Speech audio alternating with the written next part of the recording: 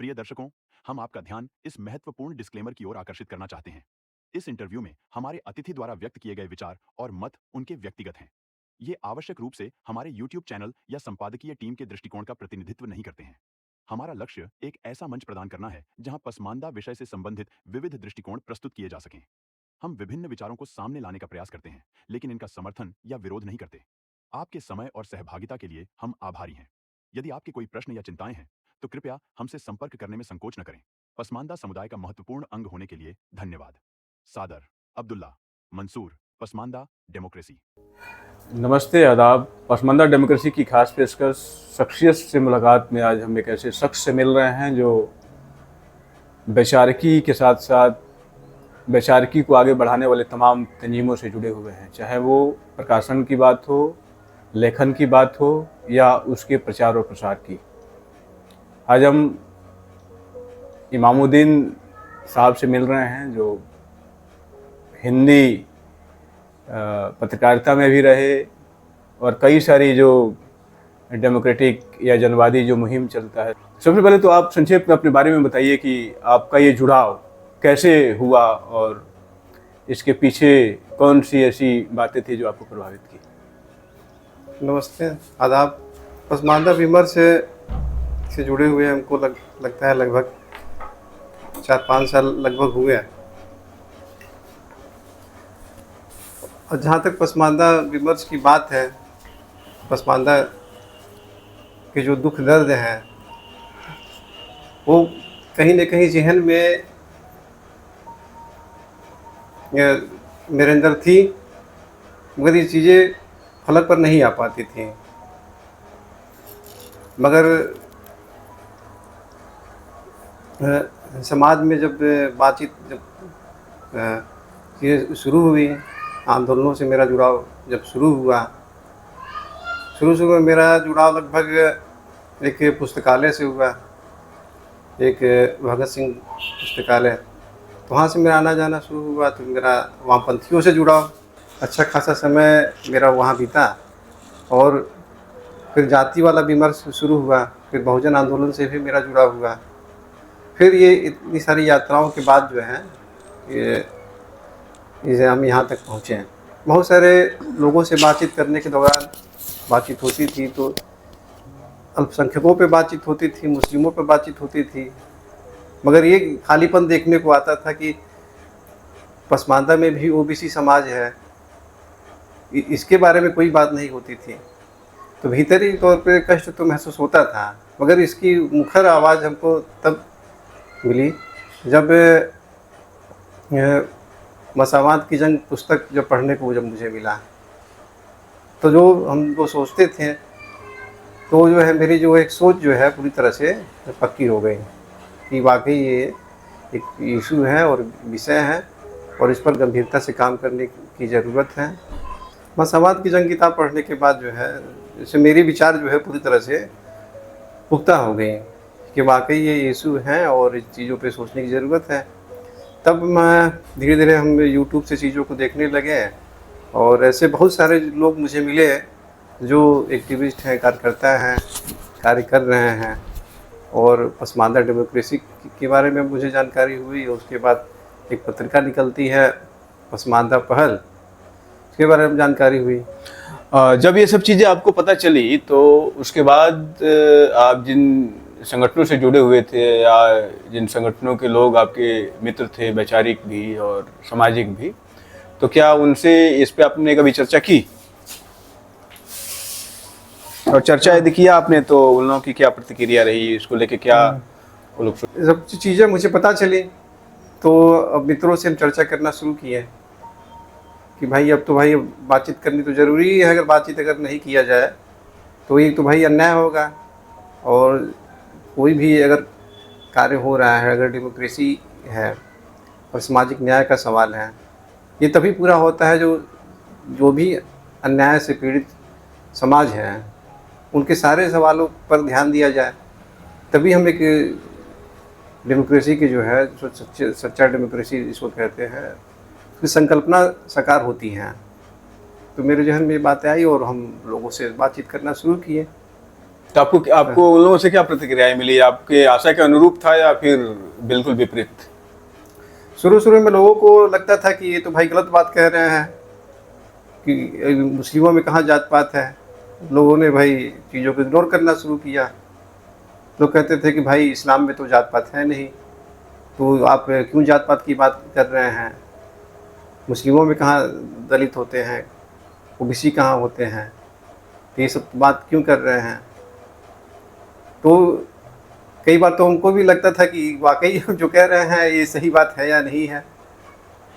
मगर हम जब अपनी बात कह रहे हैं तो भाई ऐसा क्या कारण है कि हम कह रहे हैं कि भाई क्या ये मेरे जीवन से जुड़ा हुआ है? तुम अपने जीवन को ही खंगालना शुरू किए कि क्या वाकई यह बात सही है, क्या मेरे जीवन में ऐसा कुछ हुआ है? ऐसा तो चीज़ों को हम देखने लगे तो भाई वाकई ये जो है जाति का सवाल मेरे जीवन से जुड़ा हुआ है। और आसपास जो भी वातावरण है और मुस्लिमों में जो ओबीसी वर्ग के लोग हैं वो इन चीज़ों को झेलते हैं और हम भी ये चीज़ें झेले हुए हैं। तो हमारे कौन सी बिरादरी बता रहे थे? दुनिया बिरादरी। अच्छा। मंसूरी जो अपनी टाइटल लगाते हैं, दुनिया बिरादरी से हम आते हैं। तो अपने ही कुछ मित्र जो लोग थे तो वही लोग कहते थे कि भाई दुनिया के बारे में कि दुनिया ऐसे होते हैं वैसे होते हैं। और अंसारी बिरादरी हैं उनको खुलेआम लोग गालियाँ देते थे। घोसी बिरादरी हैं, खुलेआम लोग कहते थे कि देखो ये सब ओसी घोसी हैं सब जो, और ये सब गंदे लोग हैं, इन लोगों से नहीं मिलना जुलना चाहिए। तो जहाँ जाते थे, जहाँ जिस समाज के लोग थे ऐसी प्रतिक्रिया देते थे। और कार्यस्थल पर भी जब काम करने शुरू किए तो वहाँ भी देख रहे हैं कि अगर अपर कास्ट का कोई है, खान है, सैयद है, वो तो भाई खुलेआम बोल रहे हैं दुनिया के बारे में, जुलाहा के बारे में कि भाई ये लोग तो नीच लोग हैं, ये लोग ऐसे रहते हैं, ये लोग इस्लाम को ढंग से मानते नहीं हैं। तो ये तो भाई मेरी सुनी सुनाई बातें हैं।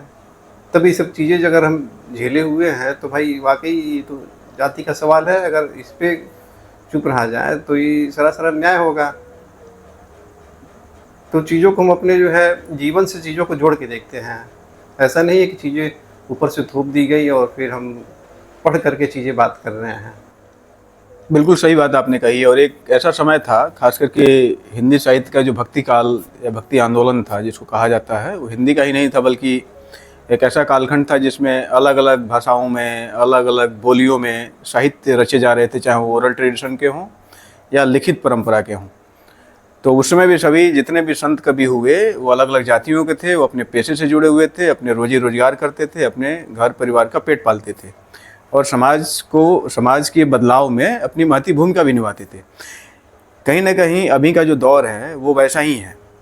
अभी आप देखेंगे कि जो लोग इस मुहिम से जुड़े हुए हैं उसमें से अधिकांश को आप जानते हैं या दर्शक भी जानते हैं उनको, वो सभी लोग अपने अपने पेशे से जुड़े हुए हैं, अपनी कर्तव्यनिष्ठता के साथ जो उनको जिम्मेदारी दी गई है, चाहे सरकार द्वारा दी गई हो या फिर किसी जिस संगठन में वो काम करते हैं उस द्वारा दी गई हो, तो वो कर रहे होते हैं और साथ में अपने समाज को जागरूक करने का भी काम कर रहे हैं। तो ये जो लंबी फहरिस्त रही है खास करके कि एक तरफ की जाति की बात होती है, एक तरफ की जाति से जुड़ी हुई समस्याएं या जो उसमें ऊंच नीच की बात है उस पर विचार किया जाता है, उसको ख़त्म करने के लिए बात की जाती है। एक शब्द में कहा जाए तो हिंदू समाज के बारे में, हिंदू धर्म के बारे में। लेकिन मुस्लिम धर्म में भी ठीक उसी तरीके से पदानुक्रम में बटी हुई जातियां हैं, उस पर कोई बात नहीं होता। तो आप आज के संदर्भ में उस समय जो चीज़ें, जो इतना गैप हो गया कि आज़ादी के बाद ये सब चीज़ों बात होनी चाहिए थी, तो वो बात नहीं हो पाई। तो इसके पीछे आप किन चीज़ों को जिम्मेवार मानते हैं? इसके पीछे देखा जाए तो जो भी एकेडमिक जगत है, एकेडमिक जगत भी जातिवाद से अछूता नहीं रहा है। क्योंकि कोई भी अगर कोई एकेडमिक बात करता है तो विचारधारा होती है, क्योंकि कोई भी बात जो है बिना विचारधारा के सुन्नता की नहीं हो सकती है।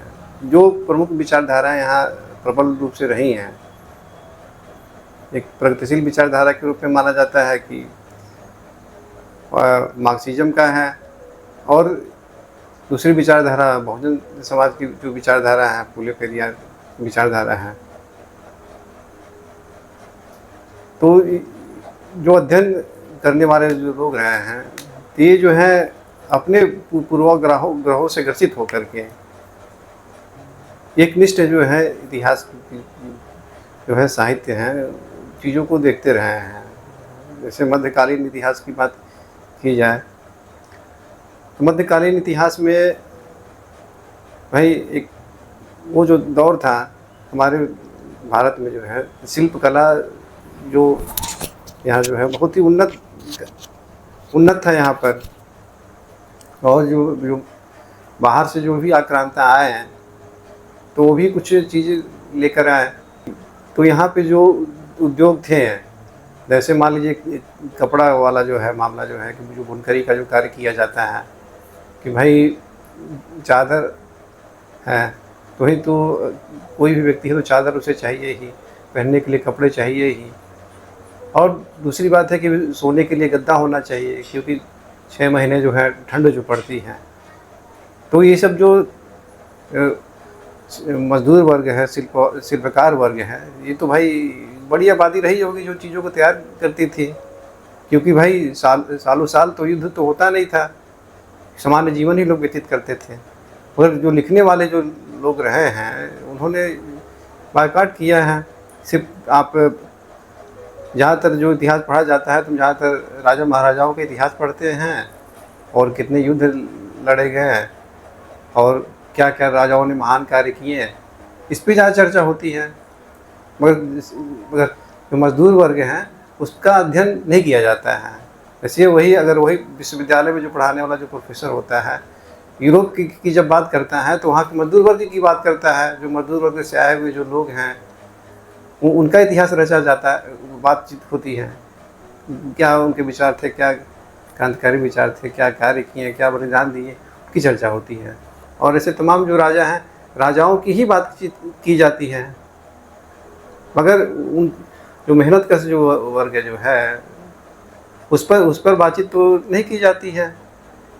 लोग बातचीत करने लायक ही नहीं समझते हैं। अगर देखा जाए तो विमर्श ही जो है दोषपूर्ण रहा है। सबाल्टर्न जो कहते हैं विमर्श जो है वो भी दोषपूर्ण रहा है। ऐसा कैसे हो सकता है? अगर जो ताजमहल जो बनाने वाला है, क्या ये राजा महाराजा बना सकते थे ताजमहल? नहीं बना सकते थे ताजमहल। ये तो भाई किसी का इंजीनियरिंग वर्क है और बहुत सारे शिल्पकार इसमें लगे होंगे, तब जाकर के चीज़ें बनी होंगी। मगर किसी का भी नाम नहीं है, किसी का भी नहीं आता है। जैसे दादू दयाल की भी, जैसे कबीर को भी लोग नहीं मानते हैं। जो उर्दू के जो है एकेडमिशियन हैं, मुस्लिम जगत के जो लोग अशराफ विद्वान हैं, उनको मानने के लिए तैयार ही नहीं है कि भाई वो भी के मुस्लिम समाज के विचारक हैं। और जैसे हिंदू समाज में जब स्वीकारता हो जाती है कि अगर वो हिंदू धर्म में जात पात की बात करके जो है वो महान बन जाते हैं, तो मुस्लिमों में भी अगर जात पात की कोई बात करने वाला है तो वो उसको साथ ऐसा क्यों भेदभाव किया जाता है? उसको भी तो सम्मान मिलना चाहिए। तो अशराफ द्वारा जो इतिहास जो लिखा गया है वो और फिर उनके साथ जो सेकुलर हैं, सेकुलर की भी जो है हमको जो है जो वर्तमान में जो परिभाषा जो है और जो मान्यताएं हैं उस पर भी हम लोगों को सोचने समझने की ज़रूरत है।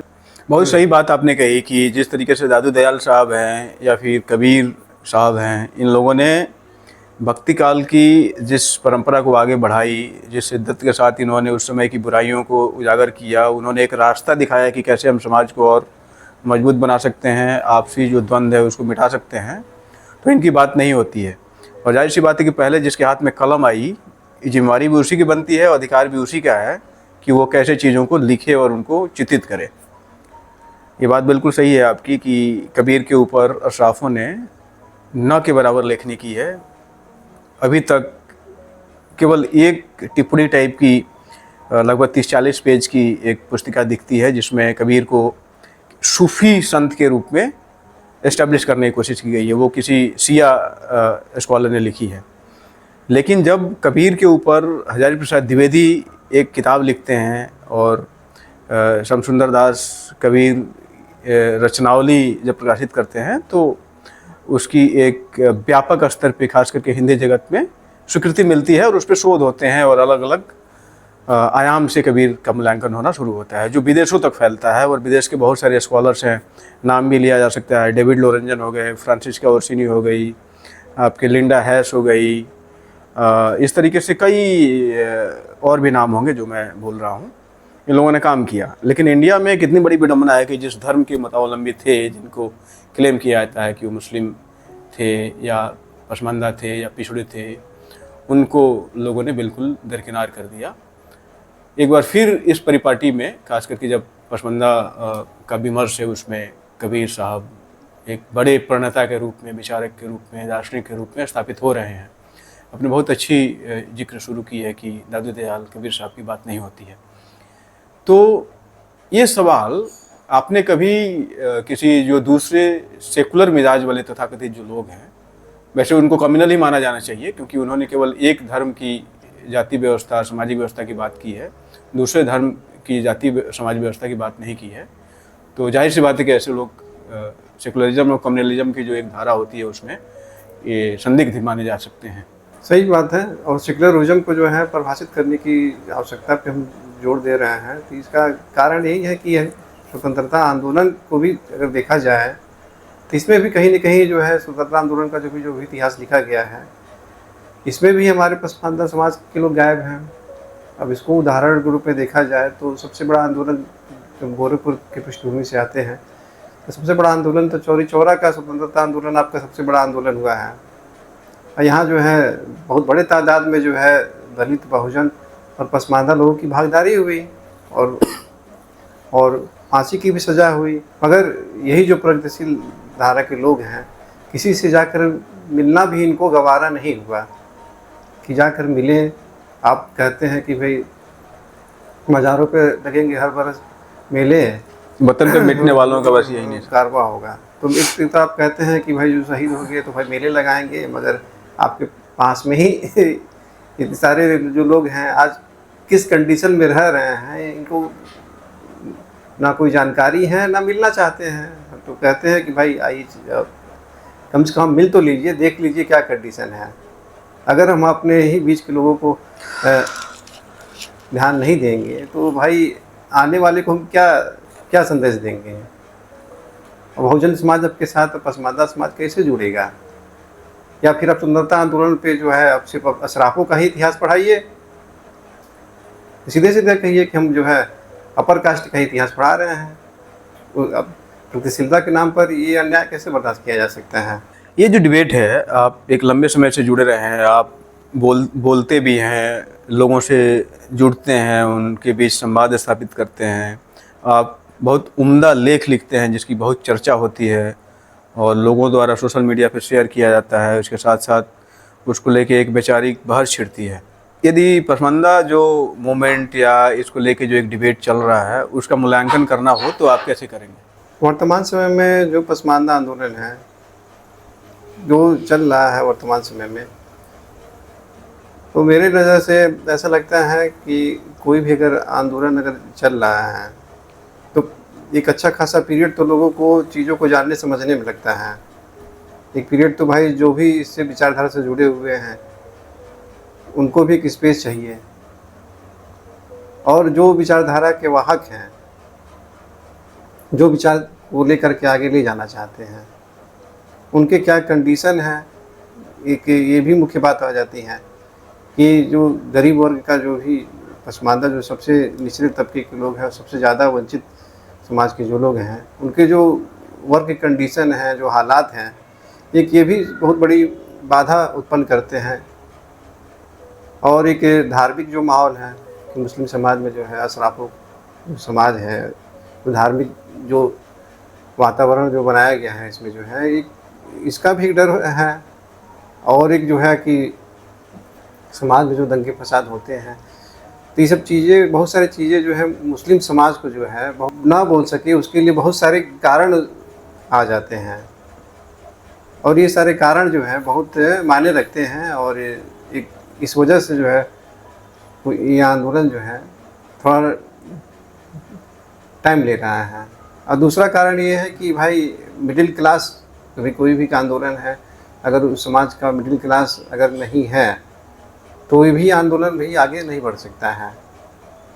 क्योंकि अगर देखा जाए इसके बरक्स जो आंदोलन है आपके जो है बहुजनों का जो आंदोलन है, दलित आंदोलन की ही बात कर ली जाए तो दलित आंदोलन में भाई उनको शेड्यूल कास्ट का जो आरक्षण मिला 341/3 की बात हम लोग करते हैं, जिसमें शेड्यूल कास्ट जो है मुस्लिम समाज के वो उसमें शामिल नहीं है, और उसमें जो हिंदू कम्युनिटी के जो लोग हैं वो उनको जो भाई पर्याप्त जगह मिलती है। तो वही संसद से ले करके मशीनरी के हर तबके में जो है वो समाज की पहुंच हो चुकी है, और ये समाज जो है जागरूक है और ऐसे जगहों पे है कि जो आगे इस चीज़ों को लेके जा सकता है, आंदोलन को तेज़ी से बढ़ा सकता है। मगर हमारे समाज की सबसे बड़ी कमी है कि ये कहीं भी नहीं है। तो भाई जो उनकी जो सबसे बड़ी लोकतंत्र का जो सबसे बड़ा जो उनको जो चाहिए था तो उन चीज़ों में नहीं है भाई, संसद में नहीं है। तो बड़ी बात है प्रतिनिधित्व के नाम पे जो लोकतंत्र का जो मजाक उड़ाया जाता है वो उनको जो सीटें हैं वहाँ नहीं है। और ओबीसी का भी जो है जो मामला है तो ओबीसी भी 27% ही आरक्षण है, जिसमें आपके हिंदू के जो ओबीसी हैं और मुस्लिमों के भी ओबीसी हैं। तो ओबीसी का भी जो आरक्षण है वो भी न्यायपूर्ण नहीं है। वो इसके साथ साथ और बहुत सारी चीज़ें हैं जो माइनॉरिटी के डिबेट में पसमानदा मूल्यों को गौड़ कर दिया जाता है। जैसे जो माइनॉरिटी के नाम पे जो सब्सिडरी जो बेनिफिट या स्कीम्स जो चलाए जाते हैं वो जो सच में नीडी है माइनॉरिटी के नाम पे, जिसे हम पसमानदा ही कहते हैं, और पसमानदा ही है वो जो जिसके पास ना रिसोर्स है, ना उसके पास कोई प्रॉपर्टी है, ना किसी तरीके से कोई स्टेबिलिटी है, उस तक नहीं आ पाता है। और इस बजट का या इसमें जो आने वाले तमाम मद हैं उसको जो माइनॉरिटी इंस्टीट्यूशन को चलाने वाले अशराफ हैं वो उसके एक छत्र राज जमाए हुए हैं। तो इन चीज़ों को आप किस रूप में देखते हैं? आखिर वो राज जमा के रखे हैं वो किस आधार पे जमाए हैं? इसी कारण संस्थाएं हैं जो मशीनरी है।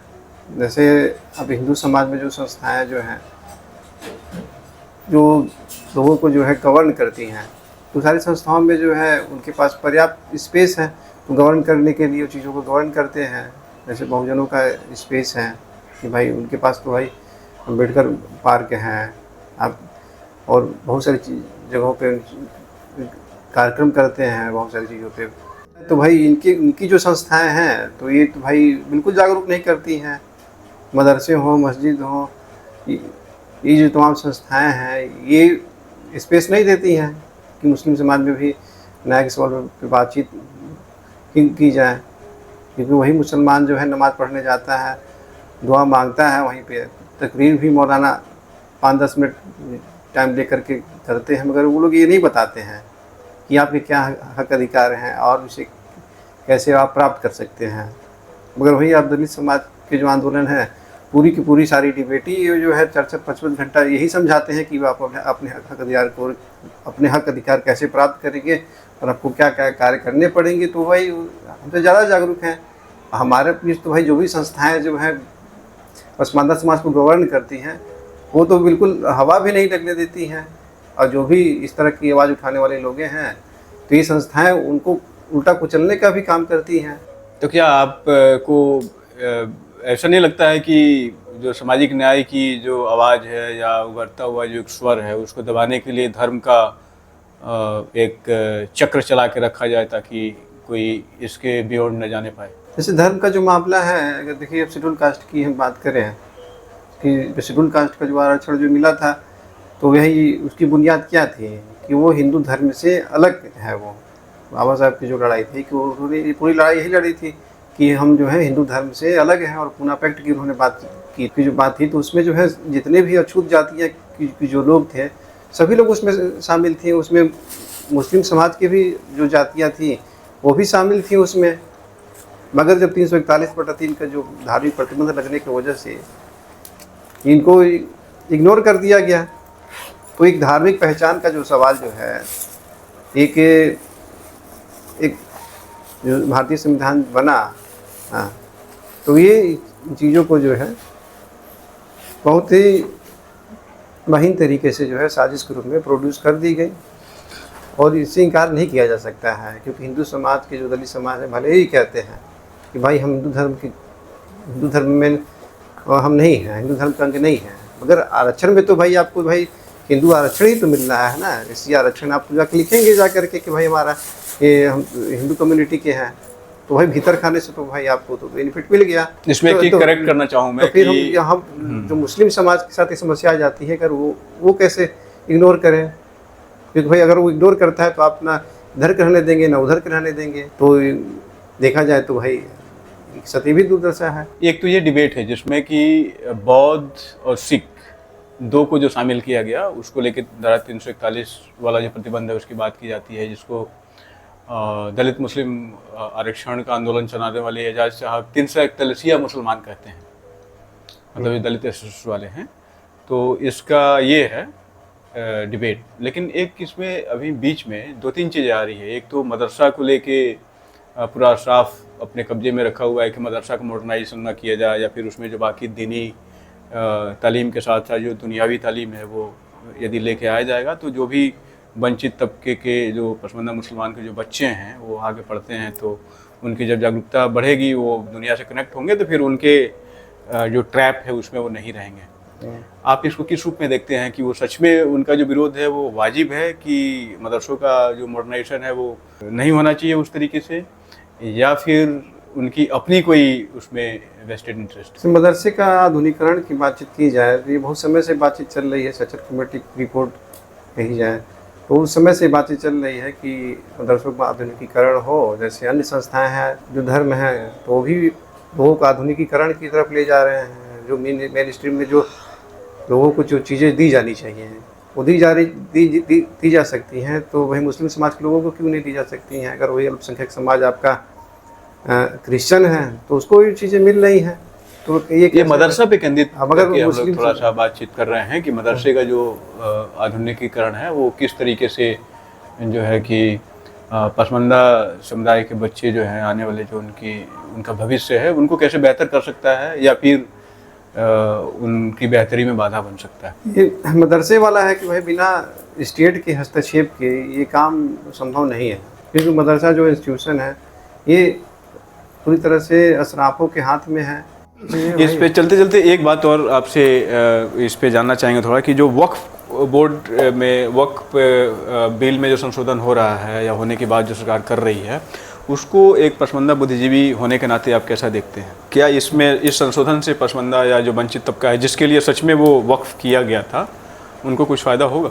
वक्फ की जो प्रॉपर्टी है ये देखा जाए तो भाई इस्लाम में जो कॉन्सेप्ट है ये आम गरीब तबके के ही लिए था कि भाई इनको कैसे सामाजिक आर्थिक रूप से मजबूत किया जाए, मगर ये ऐसा संभव नहीं हो पाया। और ये तभी संभव होगा जब स्टेट का जब तक हस्तक्षेप ना हो, और बिना स्टेट के हस्तक्षेप की जो है ये चीज़ें जो है लोगों को इसका बेनिफिट नहीं मिल सकता है। अगर अशराफ समाज के लोग अगर चाहे होते हैं तो उसको लोक कल्याणकारी के रूप में इसका इस्तेमाल करके जो दलित समाज के, मुस्लिम समाज के लोग हों, ओबीसी समाज के लोग हों, कब का उन्नत कर चुके होते हैं, मगर उनमें ये मूल धारणा नहीं है। और फिर वक्फ बिल की बातचीत की जाए तो भाई जो शासन सत्ता है वर्तमान समय में इनमें भी काफ़ी दोष देखा जाता है कि बहुत सारी प्रॉपर्टियाँ कहीं तो सरकार तो जानती ही है कि कहाँ कहाँ संपत्ति है, शायद कोई संपत्ति जो नहीं है जो सरकार ना जानती हो। तो सरकार द्वारा भी इस तरह के प्रयास नहीं किए गए जिससे जो है आम गरीब को लाभ मिले। लेकिन अभी तक की जो सरकार रही है उसको तो इस पर कोई मतलब नहीं था, वो तो केवल अशराफ के इशारे पे चलती थी, और अशराफ जो कहता था वो बिल आता था, और अशराफ के कहने के हिसाब से वो सरकार मुस्लिम के अंदर की जो जाति व्यवस्था है ऊंच नीचे उसको भी नहीं मानती थी। तो इन दोनों द्वंद्व को कैसे आप एड्रेस करना चाहेंगे? पहले तो भाई कार्य करके भाई लोगों को भाई आप एक मिसाल दीजिए कि भाई मुस्लिम समाज का जो है सबसे बड़े मुद्दा तो आपका जो है डेमोक्रेसी वाला जो है कि आपका जो है 341/3 पर है, ये सबसे ज़्यादा ज़रूरी था, मगर मोदी सरकार जो है ये इस पर काम नहीं किए। भाई अब दूसरा 10 साल अब होने जा रहा है, अगर चाहे होते मोदी सरकार ने तो इस पर एक आयोग का गठन किया है, केजरीवाल कृष्णन, नहीं तो उन्होंने तो वही इनकार कर दिया है देने से, और वो रिपोर्ट दे भी नहीं रहे हैं। अगर जो जल्दी ही हो जाना चाहिए था, मगर ये आखिर ये क्यों रोका गया है? अगर भाई आप हिस्सेदारी की ही तो बात है, मान लीजिए वक्फ विल अपॉइंटमेंट हो, अगर इनकी हिस्सेदारी ही तय नहीं हो पाएगी तो ये लोग पहुँच कहाँ पाएंगे? और फिर जो संस्थाएं हैं वो अपर कास्ट जो है वो प्रभावशाली तबका है, वो ऐसे नहीं दे सकता है। लेकिन ये भी सुनने में आया था पिछले दिनों, मैं कई जगह डिबेट देखा जिसमें जो पसमानदा समाज के जो स्पोक्स पर्सन टाइप से जो लोग बैठे हुए थे, जो पक्ष ले रहे थे, वो ये कह रहे थे कि इस देश में वक्फ बोर्ड की जितनी प्रॉपर्टी है वो अशराफ के कुछ परिवारों द्वारा ही पूरा नियंत्रित है और वही लोग उस पर पूरा कब्जा जमाए हुए हैं, जिसमें वो दिल्ली से लेके और प्रयागराज, कलकत्ता या फिर साउथ में हैदराबाद, तमाम सारी जगहों का वो नाम ले रहे थे। तो कहीं ये डर तो नहीं है अशराफ को कि उनका जो अपना पारिवारिक एक वर्चस्व है वो ख़त्म हो जाएगा यदि इस बिल को लाया जाता है तो? ये तो है ही कि भाई अगर अशराफवाद कहा जाता है कि भाई अगर चुनौती अगर मिल सकती है तो शासन सत्ता ही चुनौती दे सकती है, क्योंकि और कोई संस्था नहीं है जो उसको जो है वो उसको डिरेल कर सके।